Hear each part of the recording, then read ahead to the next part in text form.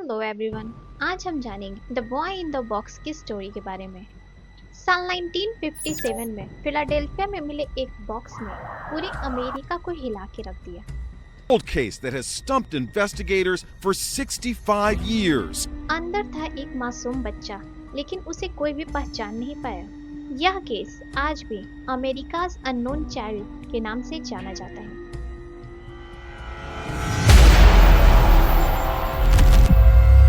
25 फरवरी 1997 की ठंडी शाम फिलाडेल्फिया के फॉक्स चेस इलाके में एक कॉलेज स्टूडेंट जंगल से जा रहा था। अचानक उसकी नजर एक पुराने से कार्डबोर्ड बॉक्स पे पड़ी। पहले तो उसने ध्यान नहीं दिया, पर जब उसने बॉक्स खोला उसका दिल दहल उठा। अंदर एक छोटे से बच्चे की बॉडी थी, सिर्फ एक कंबल में लिपटा हुआ। वह बच्चा लगभग 4 से 6 साल के बीच में था। सुनहरे बाल, नीली आंखें थी उसकी, लेकिन शरीर पे काफी सारे चोटों के निशान थे और अजीब तरीके से उसके बाल हाल ही में काटे गए थे। और सबसे हैरानी की बात इस केस में यह थी कि उस बच्चे को कोई भी ढूंढने नहीं आया। कोई मिसिंग कंप्लेन भी कभी दर्ज नहीं की गई। इस केस ने पूरे अमेरिका को हिला के रख दिया। पुलिस ने केस को दर्ज किया, अखबारों में खबर छपी, लाखों फ्लायर्स छपवाए गए, बच्चे की तस्वीर लगभग पूरे देश में फैलाई गई, लेकिन नतीजा कुछ भी नहीं निकला। हर तरफ सिर्फ सन्नाटा था। अमेरिका का कोई भी बच्चा इस बच्चे की फोटो से मेल नहीं खाता था। किसी भी बच्चे की आईडी इस बच्चे से मेल नहीं खाती थी। Unidentified child found naked and beaten to death in a cardboard box on February 25th, 1957 in Philadelphia. Today he's only been known as the boy in the box. He was just 4 years old when he was slain. In his very short life, it was apparent that this child experienced horrors that no one should ever be subjected to. Until now, his headstone was poignantly simple.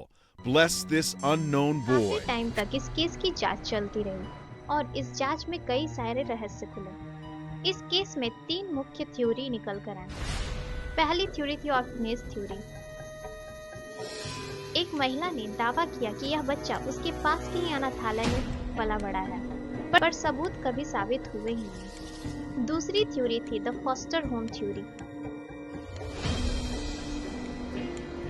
Box जिस जगह पर मिला था वहां पास ही में एक foster home था। शक उस घर पे गया, पर पुलिस के हाथ कुछ भी नहीं लगा। तीसरी थी मार्था कन्फेशन।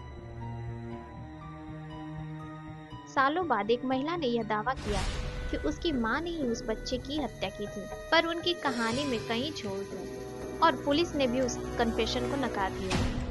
दशकों तक यह केस ऐसे ही ठंडा पड़ा रहा, लेकिन 1990s और 2000 के बीच में आए डीएनए टेक्नोलॉजी ने